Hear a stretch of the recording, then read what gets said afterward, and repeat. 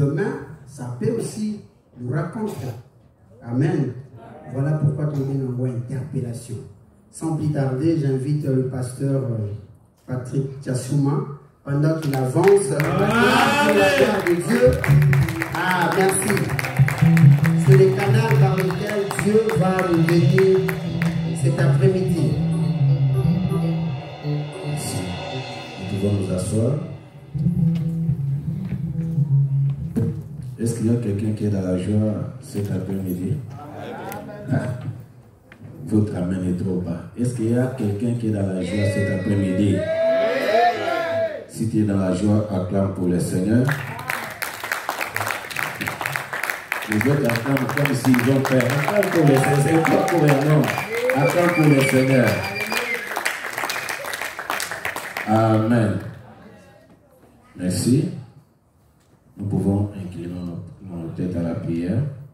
Seigneur notre Dieu, je m'en vais recommander ce moment entre tes mains, cher Saint-Esprit. Est-ce que tu puisses nous parler? La mort pour nous c'est un gain. Nous ne pouvons pas avoir peur de la mort, car nous savons c'est le chemin que tout le monde qui est sur la terre va passer. Est-ce que cet après-midi, que tu puisses encore nous interpeller, que tu puisses encore nous parler dans le nom de Jésus. Nous avons ainsi prié. Amen. Amen. Merci. Sans plus tarder, nous allons lire dans le livre d'Ecclésiaste, chapitre 3. Ecclésiaste, chapitre 3.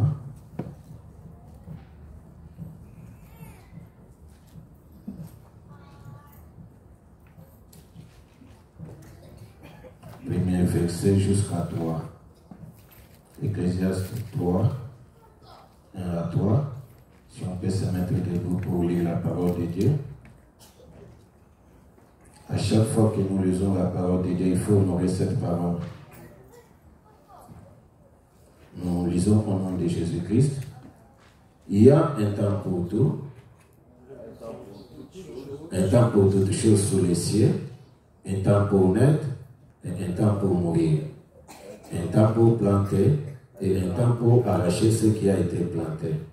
Un temps pour tuer et un temps pour guérir. Un temps pour abattre et un temps pour bâtir. Amen. Amen. Nous pouvons nous asseoir. Acclamons encore une fois de plus pour le Seigneur. C'est comme si on était ensemble avec Pasteur Didi. Parce que les thèmes qu'il vient de donner, ce qu'il vient de dire avant que je commence à prêcher, c'est ce que j'avais aussi prévu. Interpellation. La mort doit nous interpeller en tant qu'enfants de Dieu. Premièrement, je m'en vais remercier mon Seigneur pour la grâce qu'il m'a accordé de me tenir devant vous cet après-midi. Je dis merci au pasteur avec toute son équipe pour la confiance qu'ils m'ont accordée de me laisser la chair pour prêcher la parole de Dieu. Amen. Nous parlons de l'interpellation. Vous savez, dans ce monde, il y a des événements qu'un chrétien ne peut pas oublier. Tout enfant de Dieu, partout que tu peux être, tu peux travailler, tu peux manger, tu peux boire, tu peux voyager, mais il y a des événements que tu ne peux pas oublier. C'est la mort et le retour de Jésus-Christ. Alléluia. La mort et le retour de Jésus-Christ. La mort nous surprend. Vous savez, parfois, tu peux même poser la question à votre maman, à votre papa, à votre grand frère ou bien grande sœur. Il peut t'indiquer là où tu as été né. Peut-être tu as été né à Kinshasa, tu as été né quelque part. On peut même te montrer l'hôpital, là où tu étais né. Mais, personne ne connaît le jour de sa mort. Alléluia. Alléluia. Amen. Personne ne connaît le jour de sa mort. La mort pour nous les chrétiens, nous devons savoir là où la mort a commencé. Si nous prenons les livres de Genèse chapitre 6, Genèse 6, si vous lisez, vous allez trouver quelque part, Genèse 6, 3 à 7. Comment est-ce que la mort est entrée dans le monde? Parce que Dieu en créa l'homme. Pour Dieu, il voulait que l'homme puisse vivre éternellement. C'était ça la volonté de Dieu. que l'homme vive éternellement. Dieu ne voulait pas que l'homme puisse mourir selon les plans de Dieu. Quand Dieu a placé l'homme dans le jardin d'Éden, Dieu lui a donné des commandements. Tous ceux qui étaient dans les jardins, l'homme pouvait manger, l'homme pouvait se promener. Mais il y avait un arbre qu'on avait interdit à l'homme. Cet arbre, tu ne toucheras pas ça. Et tu ne mangeras pas ça plutôt. Le jour où tu mangeras, tu mourras. C'était ça, le commandement que Dieu avait donné à l'homme dans le jardin d'Éden. Quand le serpent est venu, avec sa ruse, le serpent est venu tromper la femme. Le serpent a demandé à la femme. Dieu a dit quoi? La femme a commencé à relater ce que Dieu avait dit. Mais la femme a ajouté. Pour Dieu avait dit ne mangez pas.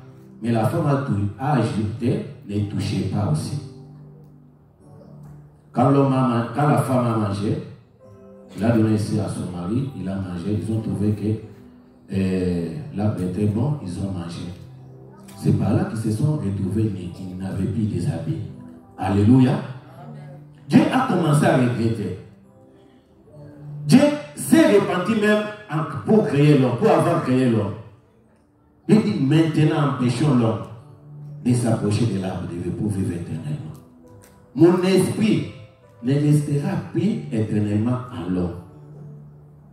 Alléluia. Pour nous les enfants de Dieu, mon frère et ma soeur, sache que la mort, c'est la désobéissance à la parole de Dieu. Nous ne pouvons pas avoir peur de la mort. Il y a certaines personnes ici, si on te dit demain tu vas mourir, personne ne va accepter. Alléluia. Alléluia. Amen. Non, alléluia. Amen. Si on te demande, on va dans ta famille, on va donner des ordres, laisse tout ce que tu peux laisser comme parole, demain tu vas mourir. Est-ce qu'il y a quelqu'un qui va accepter la mort? Même un enfant. Alléluia. Personne n'aime la mort, mais la mort, c'est la désobéissance à la parole de Dieu. Aujourd'hui, les gens craignent la mort, mais les gens n'ont pas peur, n'ont pas la crainte à la parole de Dieu. Les gens ne craignent pas Dieu. La mort, c'est ce que nous faisons chaque jour. Parce que partout où nous marchons avec la mort. Alléluia. Même en quittant votre maison pour venir ici, la mort est avec toi. Mais nous savons, ça peut venir le matin, ça peut venir à midi, ça peut venir le soir. Notre problème est d'être prêt. Si la mort arrive, c'est un repos pour nous. Alléluia. Alléluia. La mort, c'est la désobéissance à la parole de Dieu. Détrompe-toi. Je te rappelle aujourd'hui. Chaque fois que tu désobéis à la parole de Dieu, la mort est déjà entrée. La Bible même nous dit, nous ne pouvons pas craigner celui qui peut tuer seulement le corps. Mais nous devons craigner celui qui tue le corps et l'âme. Celui-là, c'est Jésus-Christ. Alléluia. C'est pourquoi en tant qu'enfant de Dieu, nous devons cultiver l'amour au milieu de nous. Parce que tout ce que nous voyons sur la terre, ça va passer. L'argent va passer.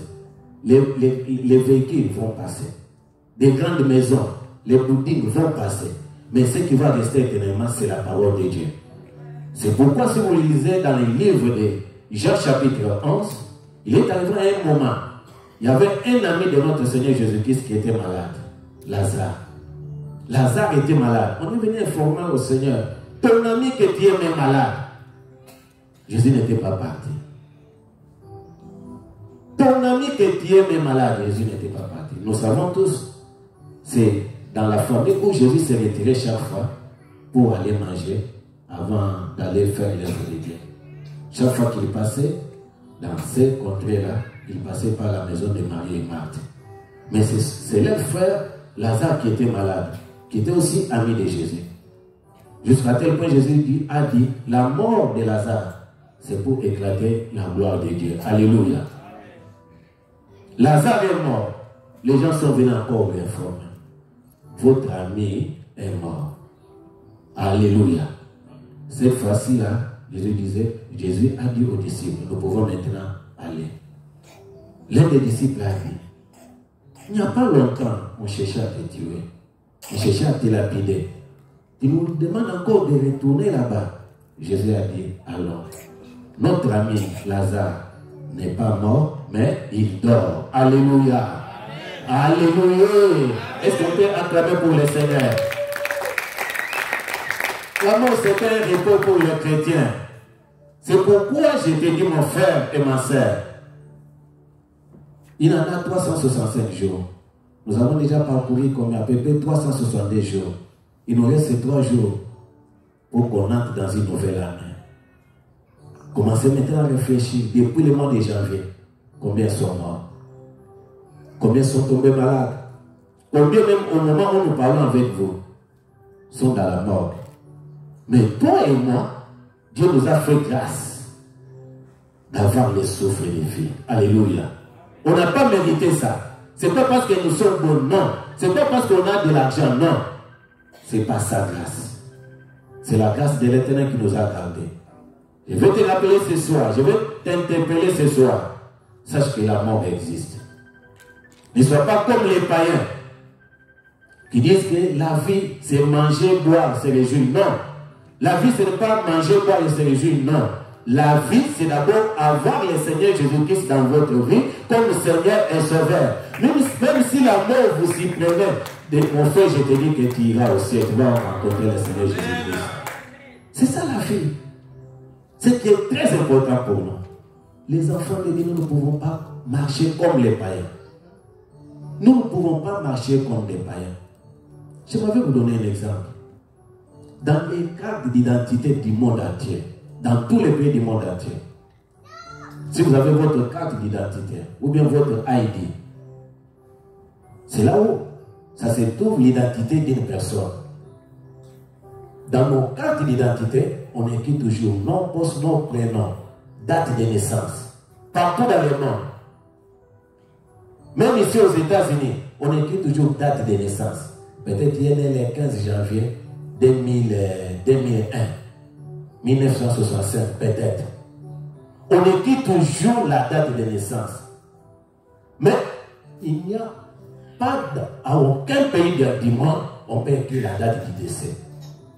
La date du décès, c'est seulement Jésus-Christ qui connaît. Les jours de ta mort, tu ne connais pas. Le retour du Seigneur Jésus-Christ, tu ne connais pas. C'est pourquoi la Bible nous demande de racheter les temps car les jours sont mauvais. Rachetons les temps.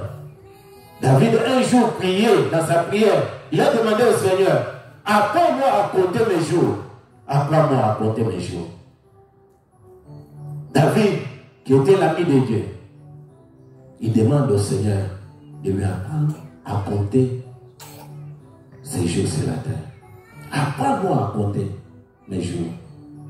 Mon frère et ma soeur, nous avons un devoir. Sache que dans ce monde, nous sommes des pèlerins. Nous sommes des passagers. Personne ne restera dans ce monde éternellement. Personne. Personne ne restera éternellement dans ce monde. Nous allons tous passer. Mais ce qui est très important, il faut avoir le Seigneur Jésus-Christ dans votre vie. C'est pourquoi la Bible dit dans les livres d'Apocalypse, retiens ce que tu as, afin que personne ne prenne ta couronne. Alléluia. Nous, les enfants de Dieu, nous avons certaines choses que les païens n'ont pas. Alléluia. Alléluia. Nous avons certaines choses que les païens n'ont pas. Retiens ce que tu as. La Bible dit notre ennemi, le diable, rôde comme un lion rugissant, cherchant qui il dévorera. Mais soyons prudents. Que le monde ne nous trompe pas. Il y a un chanteur dans notre pays, République démocratique du Congo, qui avait chanté. Mon corps, qu'est-ce que je n'ai pas fait pour toi? Quand tu avais besoin de l'argent, je t'avais donné de l'argent. Tu avais besoin de bons habits, je t'avais donné. Tout ce que tu cherchais, je t'avais donné. Mais aujourd'hui, mon corps qui m'a laissé, tu es parti. Le corps ne remercie jamais. Alléluia. Alléluia. Les corps ne se rassaisent jamais. C'est pourquoi, en tant qu'enfant de Dieu, nous devons marcher avec ces problèmes. Sache que la mort est là et le retour de Jésus-Christ aussi nous attend. Jésus revient bientôt. La Bible dit dans les derniers jours, il y aura des temps difficiles. Les gens seront des égoïstes. C'est ce que nous voyons. L'amour des plus grandes, non, c'est le refroidira. Aujourd'hui, même dans la maison de Dieu, là où on ne pouvait pas même imposer les gens à ses mains. Vous savez, même dans nos familles, on ne peut pas nous imposer, on ne peut pas t'imposer à aimer ton frère ou ta soeur. Alléluia. C'est inné. Dès que tu sors dans le monde, tu trouves que celui-là c'est ton frère, c'est ta soeur. Tu es obligé de l'aimer tel qu'il est. C'est une imposition. Ça ne se discute même pas. C'est ce qui devait aussi se passer dans nos églises. Aujourd'hui, dans les églises, il n'y a pas d'amour. Là où on pouvait même trouver l'amour, dans l'église, il n'y a pas l'amour. Mais sache que Jésus-Christ revient bientôt. Alléluia. Alléluia. Jésus-Christ revient bientôt. Préparez-nous à la rencontre de notre Seigneur Jésus-Christ. Dieu veut nous interpeller ce soir, cet après-midi. Le papa qui est parti, il était aussi comme nous. Il mangeait aussi, il s'habillait. Dans le livre que nous venons de lire, Ecclésiaste, la Bible dit, chaque chose en son temps. Ici sur la terre, il y a un temps pour chaque chose. Un temps pour naître et un temps pour mourir. Comme tu es déjà né, que tu le veuilles ou pas, sache que tu vas aussi mourir. Alléluia. Sache que tu vas mourir. Parfois, si dans votre famille tu n'as jamais perdu quelqu'un de valeur, peut-être quand tu parles de la mort, tu vois comme si c'est un petit problème. Moi, les jours que j'avais perdu mon père, c'est les jours-là que je me suis dit non, la mort existe. Alléluia. La mort existe. Aujourd'hui, nous pleurons notre papa Bavon.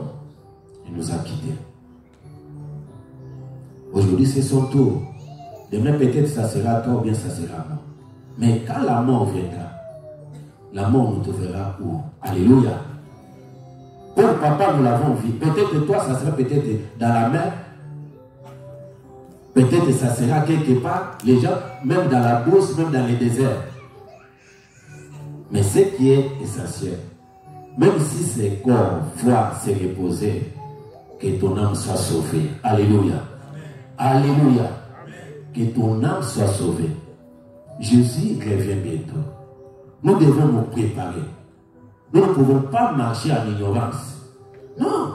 Nous devons connaître ces choses. Nous devons connaître ces choses.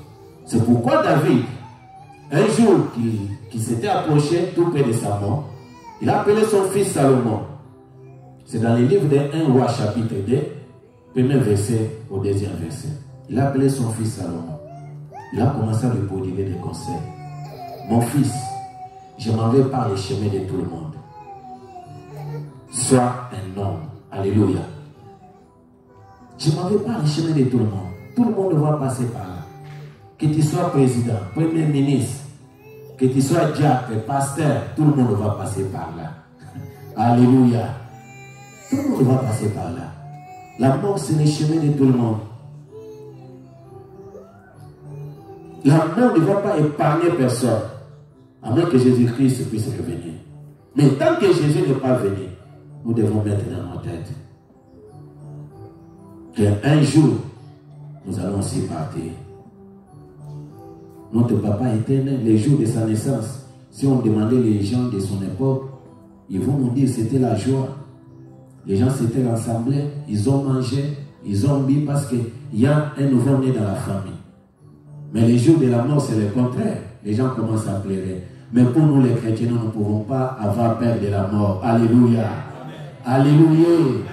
La mort pour nous, comme le Seigneur Jésus a dit, c'est un repos. C'est pourquoi la Bible dit, et ceux qui meurent dans le Seigneur, car les bonnes œuvres vont les suivre. Les bonnes œuvres.